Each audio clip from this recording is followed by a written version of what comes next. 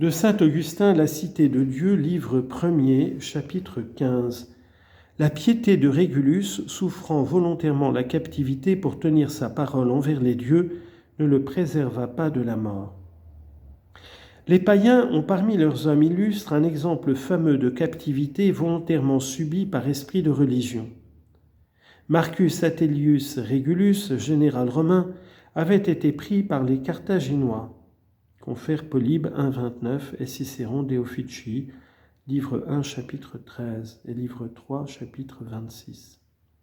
Ceux-ci, tenant moins à conserver leurs prisonniers qu'à recouvrer ceux qui leur avaient été faits par les Romains, envoyèrent Régulus à Rome avec leurs ambassadeurs, après qu'il se fut engagé par serment à revenir à Carthage, s'il n'obtenait pas ce qu'il désirait. Il part et, convaincu que l'échange des captifs n'était pas avantageux à la République, il en dissuade le Sénat, puis, sans y être contraint autrement que par sa parole, il reprend volontairement le chemin de sa prison. Là, les Carthaginois lui réservaient d'affreux supplices et la mort.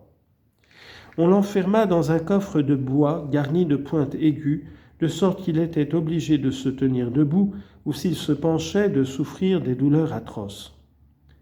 Ce fut ainsi qu'ils le tuèrent en le privant de tout sommeil.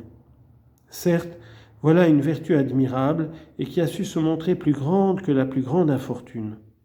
Et cependant, quel dieu avait pris à témoin Régulus, sinon ces mêmes dieux dont on s'imagine que le culte aboli est la cause de tous les malheurs du monde ? Si ces dieux conservés pour être heureux en cette vie ont voulu ou permis le supplice d'un si religieux observateur de son serment, que pouvait faire de plus leur colère contre un parjure ? Mais je veux tirer de mon raisonnement une double conclusion. Nous avons vu que Régulus porta le respect pour les dieux jusqu'à croire qu'un serment ne lui permettait pas de rester dans sa patrie ni de se réfugier ailleurs, mais lui faisait une loi de retourner chez ses plus cruels ennemis. Or, s'il croyait qu'une telle conduite lui fût avantageuse pour la vie présente, il était évidemment dans l'illusion, puisqu'il n'en recueillit qu'une mort affreuse. Voilà donc un homme dévoué au culte des dieux qui est vaincu et fait prisonnier. Le voilà qui, pour ne pas violer un serment prêté en leur nom, périt dans le plus affreux et le plus inouï des supplices. Preuve certaine que le culte des dieux ne sert de rien pour le bonheur temporel. Si vous dites maintenant qu'il nous donne après la vie la félicité pour récompense, je vous demanderai alors pourquoi vous calomniez le christianisme, pourquoi vous prétendez que le désastre de Rome vient de ce qu'elle a déserté les autels de ses dieux, puisque malgré le culte le plus assidu, elle aurait pu être aussi malheureuse que le fut Régulus ? Il ne resterait plus qu'à pousser l'aveuglement et la démence jusqu'à prétendre que si un individu a pu, quoique fidèle au culte des dieux, être accablé par l'infortune, il n'en saurait être de même d'une cité tout entière, la puissance des dieux étant moins faite pour se déployer sur un individu que sur un grand nombre. Comme si la multitude ne se composait pas d'individus. Dira-t-on que Régulus, au milieu de sa captivité et de ses tourments, a pu trouver le bonheur dans le sentiment de sa vertu ? On lit en note, c'est en effet ce que soutient Sénèque en bon stoïcien. Fin de note. Que l'on se mette alors à la recherche de cette vertu véritable qui seule peut rendre un état heureux.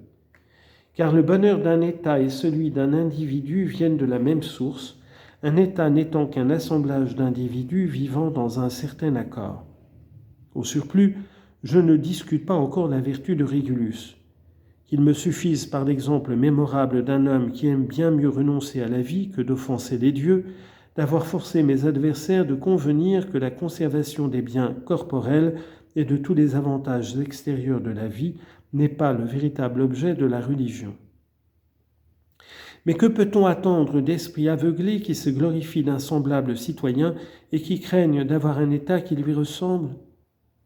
S'ils ne le craignent pas, qu'ils avouent donc que le malheur de Régulus a pu arriver à une ville aussi fidèle que lui au culte des dieux, et qu'ils cessent de calomnier le christianisme.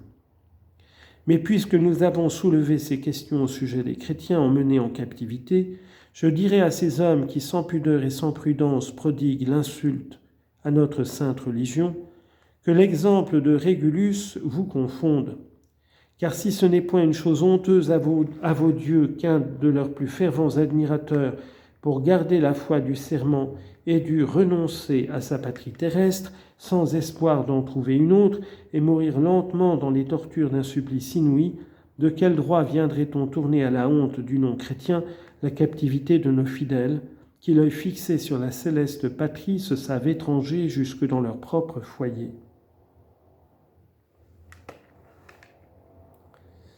Chapitre 16. Le viol subi par les vierges chrétiennes dans la captivité, sans que leur volonté y fût pour rien, a-t-il pu souiller la vertu de leur âme?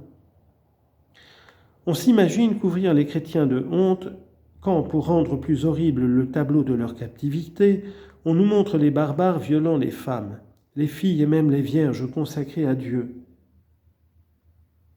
Mais ni la foi, ni la piété, ni la chasteté comme vertu ne sont ici le moins du monde intéressés. Le seul embarras que nous éprouvions, c'est de mettre d'accord avec la raison ce sentiment qu'on nomme pudeur. Ainsi, aussi, ce que nous dirons sur ce sujet aura moins pour but de répondre à nos adversaires que de consoler des cœurs amis.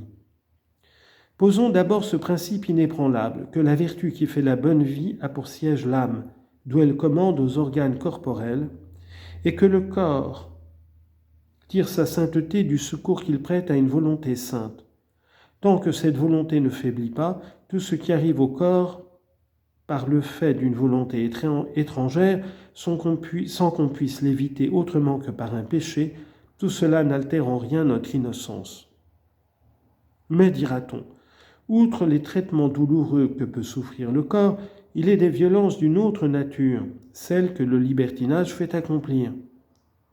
Si une chasteté ferme et sûre d'elle-même en sort triomphante, la pudeur en souffre cependant, et on a lieu de craindre qu'un outrage qui ne peut être subi sans quelque plaisir de la chair ne soit pas consommé sans quelque adhésion de la volonté.